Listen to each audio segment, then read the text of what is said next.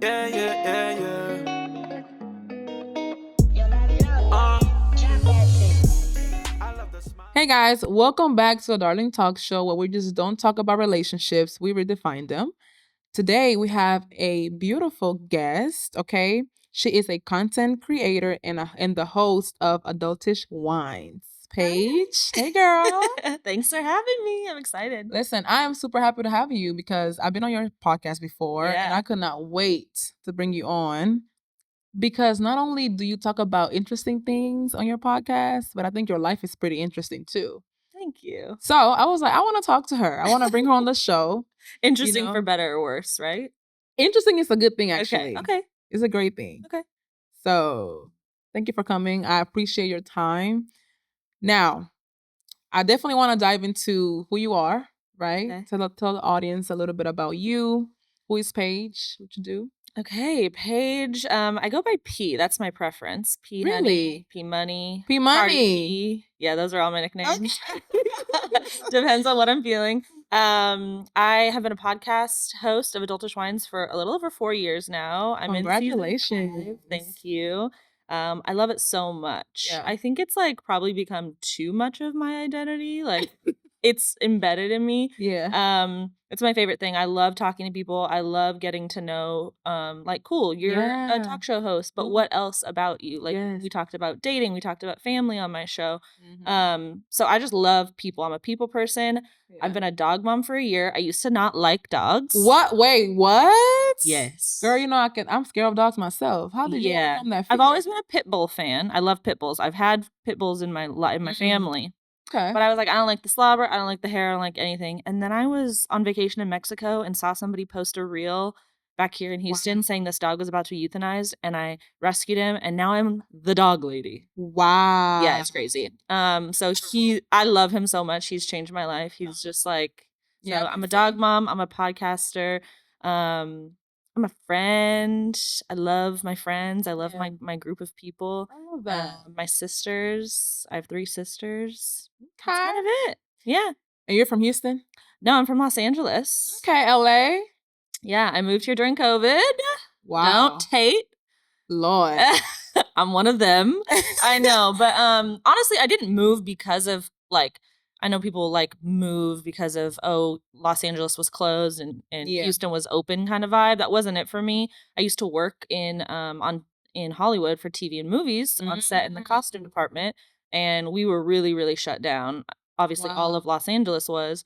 But basically, I was like, hey, this is kind of a good opportunity to try something new. A friend had just recently moved here, said the rent was a little bit more, Yeah, way affordable. So I basically sold everything. I moved here with 4 suitcases. Wow. And it was kind of fun to like recreate Life.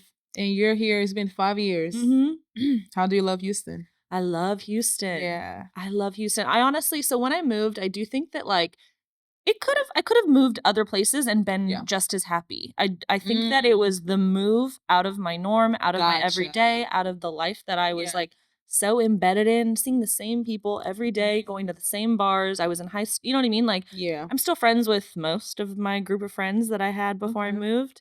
But yeah, I think that just trying something new is what propelled me to be great. And also Houston, the culture, the diversity, the food, the people that I've met out here, it's just like quality all around. I love that. Okay, so it's wine o'clock. Okay. But we love wine o'clock, honey. Yes. Y'all, Paige love her some wine, okay?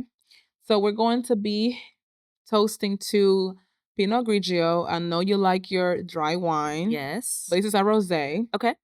And from Italy, it has 12% of alcohol. Okay. Won't be having too much of this. Villa. Let me see if I can say this name. In Italian, girl. Villa Borghetti. I don't know. I tried to do something. So, is there anything that you would like to toast for? Oh my gosh. I think like let's toast to the relationship that we built. So oh my God, yes. When I moved to Houston, I found you on Instagram. I started following you for some, I don't know, whatever post you made. And then ran into you on set at the Nightcap on Fox and said, hey, I've been following you. I have a podcast. I would love to connect. Yes. We connected. So I think it's the power of like just connecting to the power of connecting with people and creating lasting relationships. I love that. Cheers. Oh my God. And because that brought us here today, you know. Girl. This is good. This is good. Nice and light. Not too sweet. It's good. Yeah, I don't like when it's too sweet. All right, Paige, girl. Not the cards. Let me. Okay, so tell me what sparked the idea of Adultish Whines. Like, where did this whole idea of creating a podcast by yourself, right? How did it start? I want to know all the tea, girl. Give me from the beginning to where you at now. Okay, so Adultish Whines started with actually one of my best friends, and we're still friends. Everything's fine. I always like to preface that. Nothing like just so you know. Yeah, nothing crazy happened.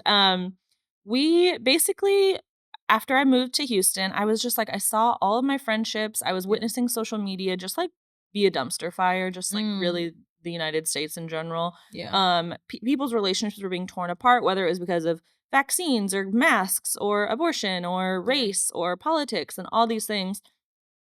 And like everyone, I've always been the same. I've always had the same thoughts. But because I started being a little bit more vocal on social media, I started to lose friends, or friends started to be combative with me. Wow. Even though I had always known their views as well. We had different views. That was fine. But because I got loud about some things and I didn't care to talk about the things that I didn't care to talk about, I noticed that there started being some tension, and I witnessed that in the world too. So I said to my friend Carolyn, hey, do you want to start a podcast? I just want to like relate. We're all humans. Like everything doesn't have to be black and white. There's so much gray area. Like I'm not a big fan of cancel culture, like that kind of vibe.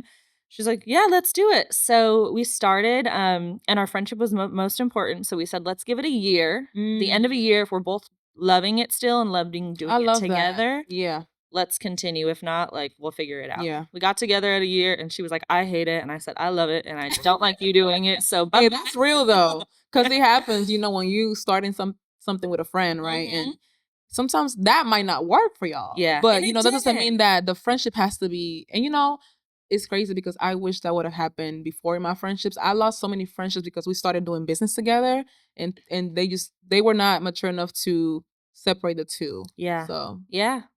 So from there, I was like, do I have your blessing to, I mean, the name was my idea and the idea was my idea anyway, but I was like, do I have your blessing to kind of continue building off of this, you know, and once I make it, I'll pay you back for what you put into it, you know? She's like, absolutely, like you were made for this. So continued on. I didn't know anything, even though I worked on set, I didn't know anything about audio video. So I had to learn all that on my own, rebrand. And then I just started kind of off with solo episodes, just kind of reintroducing myself to anyone who was listening. And from there brought back guests, and it's just kind of like picked up speed. And I say all the time that I would never change a thing. Like I have been paying for this podcast, like for up until now, basically, like my own money. I'm spending thousands and thousands of dollars on this thing. But it's my passion. I love it so much. Like it's given me so much joy. Like my purpose, I feel like is in this podcast. So I love that. Trials and tribulations for sure. Sleepless nights, audio going wrong, video corrupting, files deleting. Like it's been a huge learning process. But I'm so happy I'm in it. So yeah, season 5, 150 or so episodes. Yeah, girl. How many years is that? That's like almost a lot. I can't even count, but very proud of you for what you have done. I remember when I went to your house and I did the episode with you, I was so shocked. I'm like, girl, what? Like you're doing this by yourself?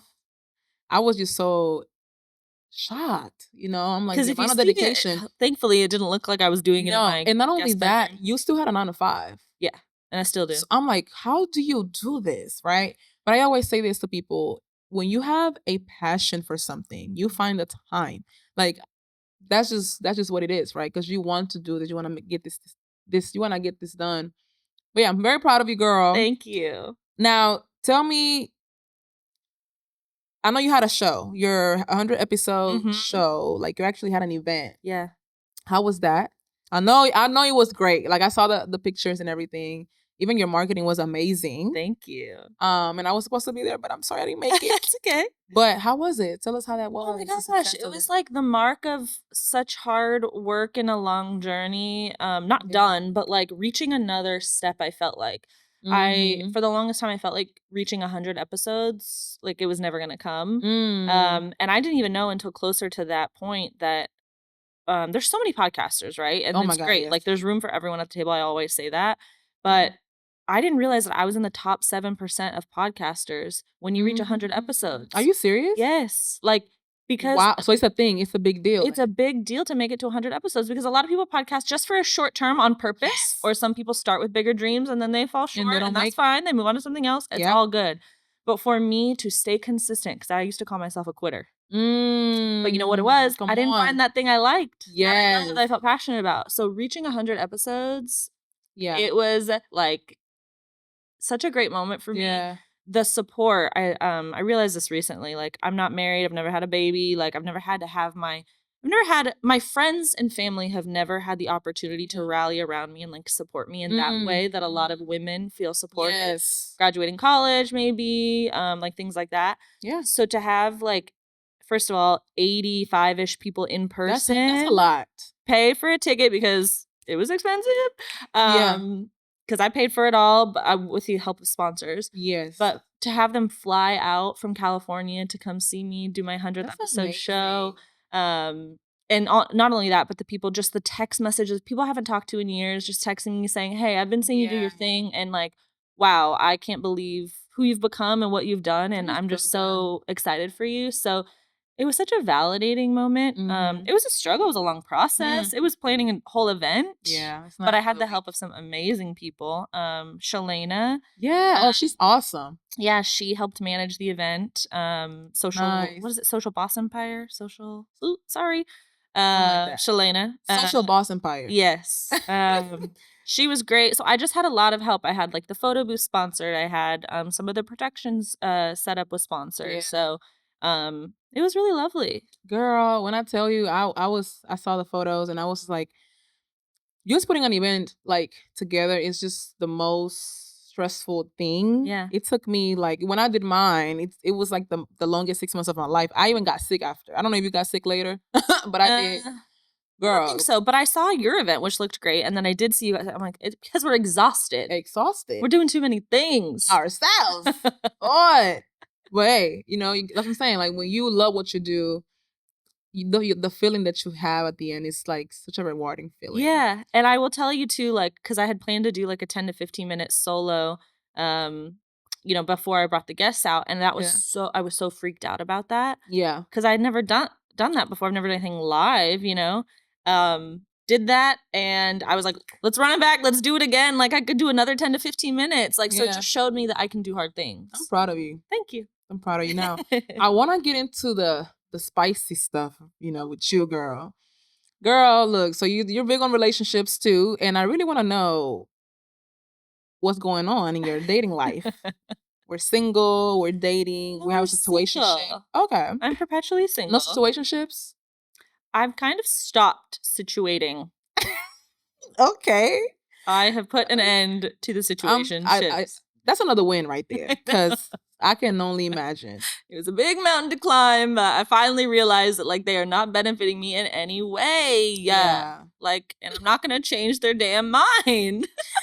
So, but I'm sure, are you open to dating now? Like, are you still open? I am open to dating, but I will say, like, probably in the past 6 months or so, I had dated a guy for a couple months and didn't work out. Can you tell us about that experience? Yeah. Come on, I want to know. Yeah. I mean, we were not like, it was not boyfriend, girlfriend, whatnot, but what started off as like all positive, green flaggy type things. Like, he was super communicative. I loved how he was with my groups of friends. He was like involved, but like not even like, he didn't even look pressed to be involved. He was just naturally involved in conversation. And that's something that is like such a turn on emotionally. I love that because I'm around people all the time. So, so I need to make sure you know how to talk to the people. Yeah, and like no problem. You don't have to be super involved, but like showing interest, checking up on that conversation that we had with those people a few days later, like showing intentional interest. I was all about it. And then I realized that everything that was happening. So I was like starting to pick up on some tokens of like that was like, I just feel like he's super judgy. I feel like he's super controlling, but I didn't want to nitpick. Yeah. I was waiting, like, let me give this guy some grace. We're just getting to know each other. But he would pick apart everything I said and did. So I was you don't even like me like that. I said, okay, let me start kind of going toe to toe with him. You know what I mean? Let me see how he reacts to me not liking something he said. Right. It didn't go well. Oh, conversation sounds like a manipulator. Yeah, the conversation of like obedience, obeying our partner. Was he from Houston? Where he was from? He is actually from Florida. Okay. He's Haitian. Oh, that makes sense. Sister girl, you should have called me. No, I'm just playing. He's Haitian from Florida, but he used to live in Houston. Now he lives in Dallas. But he basically brought up like obey or else. So I was like, okay, I'm gonna go with the or else. Girl, yeah. I think let me not even do that. Okay, no, we're not doing that to that, Lexi. But that's. I was gonna ask you, do you feel like you played any parts in that? You know, in the way that he started like changing. Do you feel like maybe you did something that triggered him to act that way? I feel like he was who he was the whole time, but just on a muted level. And I should have spoken up sooner about things that he was saying that I didn't really care for. And then maybe we would have figured it out sooner. Maybe we wouldn't even got to where it erupted. Maybe I was being a little too docile, like just like going with the flow. Okay. There was like, I could have been, I don't know. I was super communicative. Basically what ended it all was we were playing phone tag and I said, hey, I'm not going to be, my friends are coming over to help me hang my curtains in my new home. I'm not going to be available, but when they leave, I'll hit you back. He was texting and calling that whole time. No problem. Like we do that. Fine. So when they left, I responded, hey, like, sorry, I wasn't on my phone at all. I was under the bathroom sink with my friend's boyfriend trying to fix this leak. Like I wasn't at the club. Right. And he was like, you don't have to say all that. That's like super, dishonest and manipulative. And I know you're a content creator, so you were on your phone. And I was like, oh, okay. My God. Oh, I'm sorry. I did Google how to hang these curtains from IKEA. My bad. I did touch my phone. Calm down. Oh, yes. And it just erupted. And he basically, he was like, have you been drinking? Like those kind of things, like kind of accusatory. I wanted to talk it through. And he just never took any responsibility for what he did and making me feel, I was like, okay, now we've figured out your issue. Now we need to figure out the fact that you're talking to me all crazy and like we can't have that. Yeah. And he was like, that's just like a culture thing. And I was like, that's crazy. Not gonna be for me. I'm sorry you have to experience that because I know the feeling of like when something is going good and then like all of a sudden it just goes so left and then you already have them around your friends and you're embarrassing me. Like you could have just showed me this from the beginning. I would have even talked to you. But it's okay. I learned. Yeah, I think it also, you learn how to ask questions quicker, I guess, in the beginning. And man, men are just so tricky, man. So let me ask you this. If you had to describe the dating life in Houston, the scene in Houston, what word would you use to describe the scene here in Houston? What word? Yeah. Sketchy. Scary. Sketchy. No, I'm just kidding. Ooh. Scarce. I would say scarce. There's a lot of good-looking women in Houston. And good-looking quality women, may I say. Yeah. And maybe not as the men. Not as much in the men. Yeah. Yeah. Okay. I've met some really cool guys. Yeah. That just didn't work out. No problem. I've also met some really scary specimens of humans. Specimens is crazy. Oh my God. No, honestly, like it is definitely crazy here. I think that Houston has become a very weird place all of a sudden. Like I've been here for a long time. So I've seen how it has become a little crazy now. Do you think it's like app culture versus in person? Because like the apps are scary. I'm not really on those anymore. Apps is crazy. Like I don't even think you should be on a dating apps anymore. I know. But then again, that's what I'm saying. Is you just never know because I even have people. I have friends who have found their fiancés on a dating app. So I think you just have to be up for the challenge. You might have to go through like 100 of them, 100 dates before you find that one. So do you have the capacity for that? Not right now. That's what I was saying. So basically for the past 6 months, I've kind of just been like doing my thing. Yeah. I'm open to dating, but I'm not actively swiping on apps, going on dates. Like I've met some people out and about, and that's kind of where I'm at. Okay, I love that for you. Yeah. Okay. We're gonna play a little game right now. Uh-oh. It's called petty or protective. Okay. And I'm gonna ask you a question, and you just tell me if you think it's petty or protective. Okay. Easy, girl. It's gonna be easy. Okay. So y'all been talking to for 6 months. He still hasn't posted you, but he posts all of his activities on social media. You ask him what's up. We're together for 6 months. Y'all been. He says talking, so let's just say y'all been dating for 6 months. I don't know if it's necessarily petty. I think it's sketchy. Sketchy. I don't know if Come on now, Paige. It's either one or two, baby. Okay. I think he's protecting himself. Okay. From doing something with maybe a few different people. Okay. You find out your boo still has dating apps, so you match with him. I mean, that's funny though, because if you have, okay, I'm gonna let you respond to that. Oh. So yeah, you find out that he has dating apps. So you match with him. Well, that's petty because we're both still on dating apps. Correct. Yeah. So you ask, what are we? And when they say, just chill, you ghost them for 3 days. It's petty, but you told me to chill. You don't think it's protective? Maybe. Because maybe you're trying to like. I think it's petty. Really? Yeah, I think protective would be like, okay, like, no worries, like, let's take a little I'm just break. challenging you, that's all. Protective would be like having a conversation, like, all right, you want me to chill? Like, I'm going to step back. Okay, I like that. I like how you broke that down. Petty is like, you tell me to chill, and I never respond to you for 3 days. Yes, that is petty, for sure. Which I would do that. You would do that? For sure, yeah. You would just be like, okay, and not talk to them again? Yeah, because I'm proving a point. Yeah, gotcha. Petty. Oh, you petty, sis. I know that. I know, sometimes. Okay. So they randomly stop texting you for a day. So you delete their contact number and act like you forgot who they are. That sounds like something you would do. Not after a day. Hey.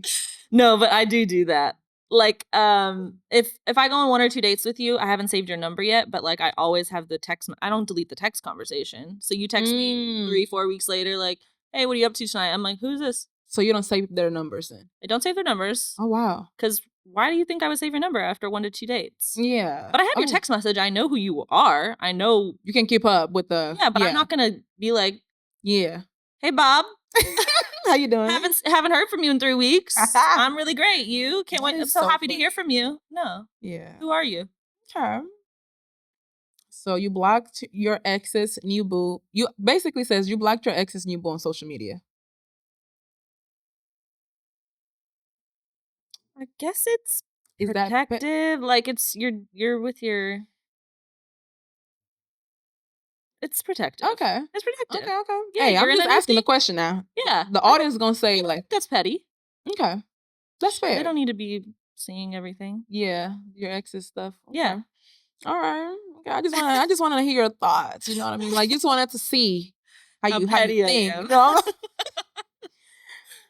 So, oh Lord, I wanted to ask you, what's a red flag that's like very specific to dating here in Houston? And do you think that dating in Houston is harder because of the city's culture, or are people just not emotionally available? Whew, that's loaded. A red flag that's specific to dating in Houston? Mm-hmm. Ooh, I don't know if I can come up with one that's specific to Houston.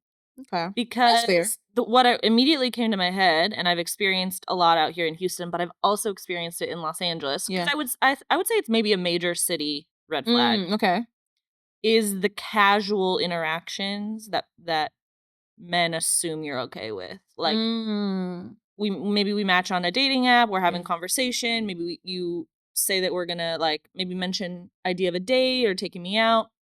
and then it just turns into like pen paling. Yeah. And no action about going on a date, or a lot of like WIDs. You know what I mean? Like WIDs, don't WID me. Don't WID yeah. me. No So, like, intention behind it. Like, come on. I think that is the biggest thing too. Like, a lot of people these days, they don't have the intentionality behind actually dating somebody. Yeah. And it's kind of like they're just playing a game and seeing who. It's a numbers game. Yeah, and it's like, bro, come on, nobody has time for that. Yeah.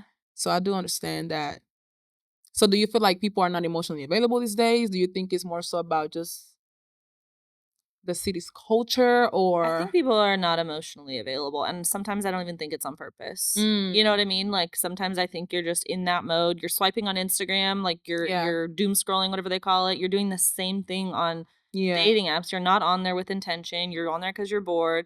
And so you're not emotionally available. Yeah.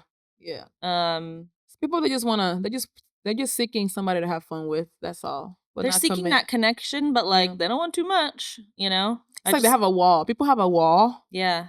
And it's like, yeah, they might want a relationship, but I think people also forget that is a lot of work. Like, it is a full-time job. So it is. You want to be with somebody, but if you want to put in the work, because things are not always going to be beautiful, right? Yeah. So. Yeah, you have to be. I think if you're on the dating app for dating, and that's made clear, you know, now you can like toggle which one you're on there for, casual or life partner. Like, act accordingly. Okay, so how have your standards evolved since you started dating in Houston? I went through a little bit of it. I regressed a little bit. Yeah. I was doing a lot of situationships. I was just okay with that. Not necessarily like those people were in the wrong. Like, we were both doing it, but I ended up getting feelings and wanting more, and they were just still like, nah, I'm good. That's crazy. So I think I've evolved beyond that now. Like, like I said, a lot of great guys in Houston, but like I can't hold on to those connections just for like the glimmer of something may happen in the future. Like, I want to grow something with somebody. Like, I'm 35. I'm ready for my partner. Girl, 35? You look great. Cute. Wow. Yes, I'm 35 and I love it. I love growing older, and I want to do that with a partner. I'm open to having children, but I'm not super.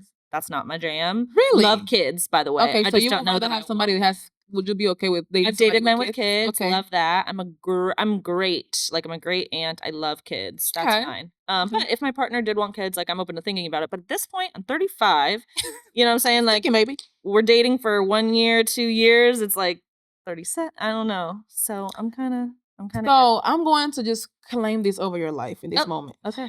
I believe that whenever you find that person, things are just gonna be fast. Like, I believe that you're gonna find that man who knows what he wants. 6 months, 7 months, 8 months, he's gonna propose. You're gonna get married.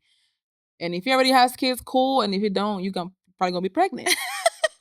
You know what? My group of friends since I was young has always said that when I meet the person, it is going to be like, like, I agree. Married within months. For sure. Like, so I'm fine with that. I'm into that. Hey, I'm just saying. Thank you. I'm gonna be looking like I told you, and it's gonna be a request. It's on footage. So thank you. I love it. So we have a new segment that is called "Darling, Be Honest." Okay. So basically, what's going on is that our audience are sending in their stories, telling us what's happening in their relationships, you know, and you're gonna have to give them some advice. Paige. Okay, I like this. So I'm going to pull up one of the stories. Okay. This is actually, they need advice on family. I'm gonna tell you the story. It's a little longer. Hold on. Okay. So he says, so my brother had a baby by someone who used to be my best friend. Emphasis on used to, which means we don't communicate anymore. It's been very awkward and hard because me and my brother are so close. Well, me and my siblings in general. And it's just been very hard navigating through this, as I want to be there for my brother and nephew in the best way possible. But the situation is extremely uncomfortable and, as I stated, very hard. I feel as I made some steps to try and at least be cordial, but it has been no effort on the other side. I'm actually tired of trying to be the bigger person, especially, all caps, when I'm not the one who has done anything. So yeah, I'm over it, and I've been praying on the situation. However, it still doesn't seem to get any easier. Help. That's That's hard. wow. My God, we're gonna pray for my sister first of all, okay? Because sounds like a lot. It's a lot going on there. But what advice would you give her? Anything to do with family and the interminglings of that all is so hard. I feel like I'm always the person who is trying to make things okay, make things cordial. But she's saying she's tried. Yeah. I mean, at this point, I think you've shown that you've tried. You have to just set aside that it's never going to change and do what you can to support your brother and your nephew, like with no interaction with the mom or the ex best friend. I mean, if you feel like you've done what you can, the only thing that I was like about in the story was you said I've done nothing wrong, and I first of all, that's fine. I believe that. Yeah. There are 3 sides to every story. Yeah. So there's your side, there's the ex-best friend side, and then there's the truth. There's something that maybe she hasn't communicated. Yeah. That it might be bothering her still.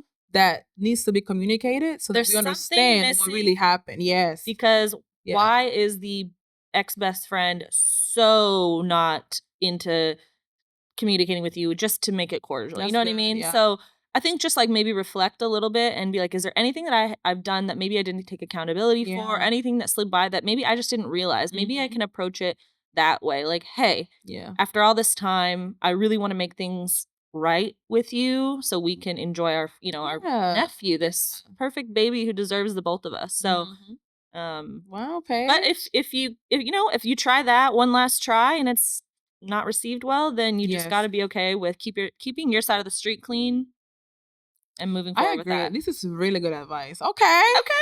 You sound like a therapist. I got a therapy. Hey, I can tell because that was really good, and I like how you actually broke it down because it is true. Sometimes we don't look at ourselves and think about like what role did I play in this? Because I always say it takes 2 to tango. Sometimes 3, sometimes 4. So we have to just be mindful, right? Yeah. Whew, okay, Paige. So please tell the audience where they can find you at. Okay. This is your camera over there. We're done already. Where's the camera? Right here. Girl, because we be yapping. I know it feels like it feels like it is like quick. I know. Yeah. Okay. So let's see. My podcast comes out new episode every Thursday. Ooh. Spotify, Apple, wherever you listen to pods. You can watch on YouTube. At Adultish Whines on Instagram. It's ADULTISHWHINES. My personal is Paige_Crutcher. You can find everything kind of linked there. And where you will not be finding me is out on these streets. Oh, I know that's right. She's retired.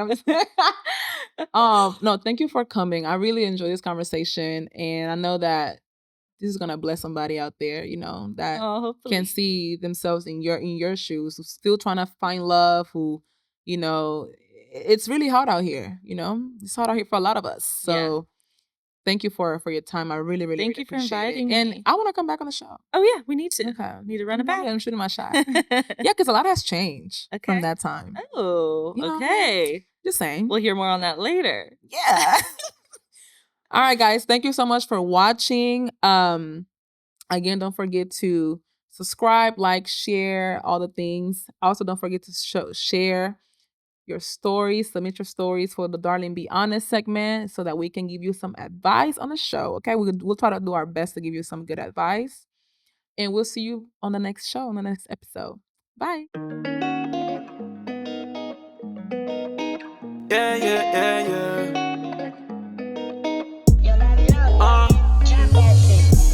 I love the smile.